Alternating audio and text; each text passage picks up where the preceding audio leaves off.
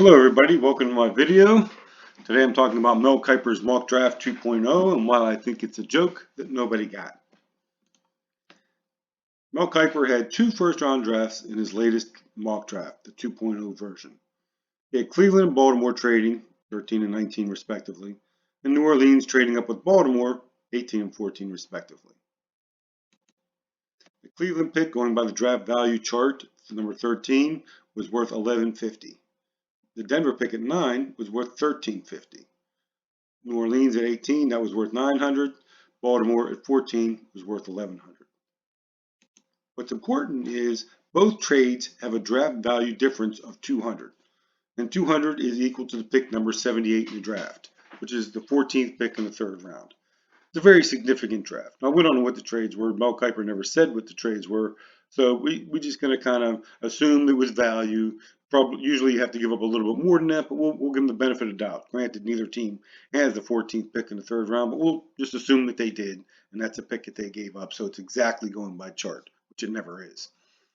Third round, 14th pick, very valuable. Because there's a big gap between the third round and the fourth round because of the compensations at the end of the third round. So there's a big difference. So from the third round on, there's a gap. There's that gap. They're called compensation picks. So middle of the third round is very valuable.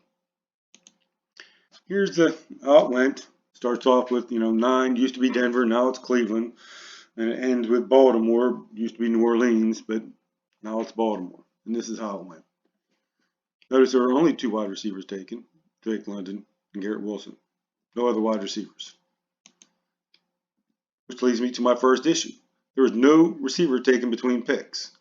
Now, I'm going to concede that New Orleans and Baltimore probably doesn't fit this first issue, because there's a decent chance at Philadelphia with picks 15, 16, and they also have 19. They might have taken Garrett Wilson at 15 or 16 if he would have fallen.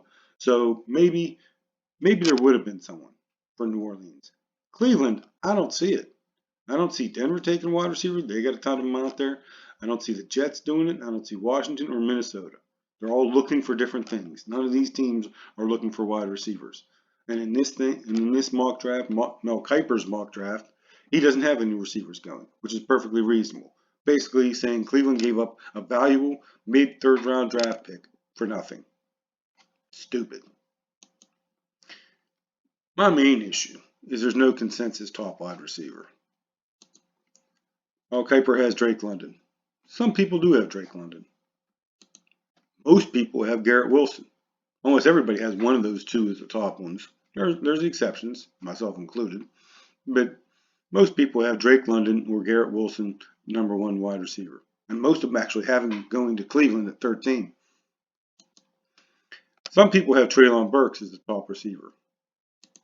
Me, I got Jameson Williams as the number 1 wide receiver. Because I think if you ask most people that cover the draft or do their draft analysis, and you ask them who's going to be the best receiver in years 2, 3, and 4, and they'll tell you Williams. The only reason why he's being pushed down is because he got hurt. He's really not going to be available for the first part of the season. Likely to miss the first half, actually, about 8 games. I don't care what a guy does in his rookie year. I care what a guy does in 2, 3, and 4. There is no Larry Fitzgerald here. You're not going to get some superstar that's going to come out. At least I don't see it. Maybe there is. I don't know. But I'm going for my personal opinion is Jameson Williams. I did see where Chris Olave was at a CBS mock drafter, Chris Trapasso. I hope I'm saying that right. He had Chris Olave as his number 1 wide receiver. The only person I've ever seen that, but I thought it was interesting enough to put in here, basically saying there are 5 people, 5 receivers that somebody could say is the best receiver in this draft. I think everybody has a close top 3. Drake London, Garrett Wilson, and someone else. Maybe that's Treylon Burks, maybe that's Jameson Williams, maybe that's Chris Olave. Outside chance it could be Jahan Johnson or George Pickens. I think they're relatively close, but I think I like Dotson better. I think he could actually be the steal of this year's draft. He could end up being fantastic. But he is a lower down, going by the consensus. Dotson is below everybody else, below those top two groups. So I don't think he's really going to be close to the top 3, at least in most people's books. In mine, he's pretty close. but most people probably, granted, aren't going to see it like I do. Like I said, I have Jameson Williams up there. I think everybody else has somebody up there. Maybe it's Treylon Burks, maybe it's Chris Olave, maybe it's one of these two guys. I don't know, but I think everybody's going to have 3 up there. Maybe I'm wrong, but I do. So what I'm talking about is my main issue being lack of value. You're moving up to get a receiver when you could have gotten a receiver close to what was that. Even if you get unlucky, even if they take him, like Cleveland, even if you don't get Drake London, you're going to get Garrett Wilson. Is there that much of a difference between the two? Does Cleveland really have Drake London that much higher than Garrett Wilson? That they're going to trade up and they're going to give up a valuable 3rd round pick to get him? I don't think so. Does Cleveland think 2 receivers are going to be taken between 9 and 13? That's absurd. That's ridiculous. It's not going to happen. I know. I can't predict the future. I don't have a crystal ball. I just find it very unlikely that between picks 9 and 13, 2 wide receivers are going to get taken. And even if they do, don't you have a 3rd guy up there? I think you should. I have Jameson Williams up there. In fact, I have Jameson Williams number 1. You don't have anybody else up there. You know, Cleveland doesn't have any 3rd receiver that's relatively close. They have somebody standing out so that much better than the rest. I don't think so. New Orleans, do they not have a 3rd receiver? The same range as London and Wilson. No, that's more important because in this mock draft and in most mock drafts, I think, at this point for the New Orleans trade, Cleveland will have taken a wide receiver because everybody has Cleveland taking a wide receiver. They take Drake London, maybe they take Garrett Wilson. One of those 2 is off the board. And if you don't have 3 receivers at that top level, you may want to do that trade because, like I said, Philadelphia could take the other guy. Philadelphia could easily take Garrett Wilson, and you could be on this lower level. I have Jameson Williams up there. If you don't have anybody else up there, it makes a little bit of sense, but not really, because the grades are still going to be close. You might not have them at the same level, but the grades are going to be close, and the mid-3rd round pick is very valuable. So is Wilson so far above all other receivers that he's worth a 3rd round pick? I'm going to say no. That's supposed to say no. Why it says on, I don't know. So is Wilson so far above the other receivers that he's worth mid-3rd round pick? Absolutely not. 2 is better than 1. If the grades are similar, then why would you move up?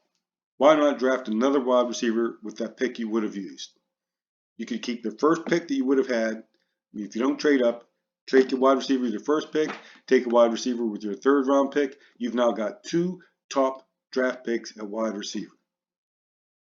If you need 1 wide receiver, you probably need 2 because you're going to play that sub-package 3 wide receiver, maybe even 4 wide receiver formation all the time.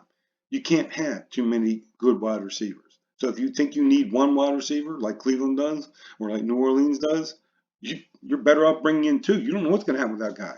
That 1st round pick might get hurt. At least if you have a 3rd round pick, you now have a backup plan. If you put all your eggs in one basket, what happens if he gets hurt? Trust me, I'm a Pittsburgh fan. I know about this stuff. Devin Bush got hurt. That was a bad trade. We gave up a lot of picks for a linebacker that got hurt. Wasn't worth it. 2 is better than 1. Now, I'm not saying, if the player's worth it, if the player's so stand up above, you don't go get him. And quarterback certainly makes sense to go trading for him. Wide receiver, especially in a deep class of wide receiver, following a deep class of wide receiver, and the way colleges are playing now, they're putting out wide receivers left and right. You don't give up a 3rd round pick to draft a wide receiver. It's just not positional worth it. Now, my opinion is a young Mel Kiper would have gone on and on about how these teams didn't understand draft value, didn't understand the draft, and would be paying the price for these mistakes for years to come.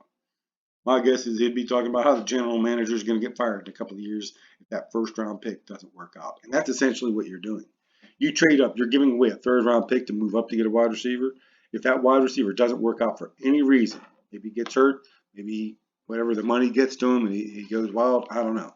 But if that receiver does not work out, you're now paying the price. As a general manager, why did you give up valuable 3rd round pick for a player that we could have gotten and a player that didn't work out?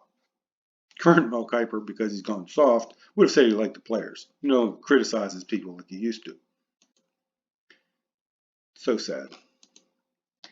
My theory is that Mel was told to include trades in this mock, and his answer was to come up with the most absurd trade possible. I think him and I were both surprised that nobody called him out on it, at least until now. It's either that or else Mel Kiper is not only going soft, but he lost his mind. Since I don't think he's lost his mind, I'm going to say he gave us a joke that nobody got. Now, why do I say he's gone soft? He's gone soft. You see him nowadays. He doesn't criticize anybody. I'm thinking he's doing it because he's met these people. He's shook in their hands. It's easy to criticize somebody you've never met. Like I've never met Mel Kiper, so I can criticize him. If I ever met him, I probably wouldn't insult him as much, or probably wouldn't feel the way I do.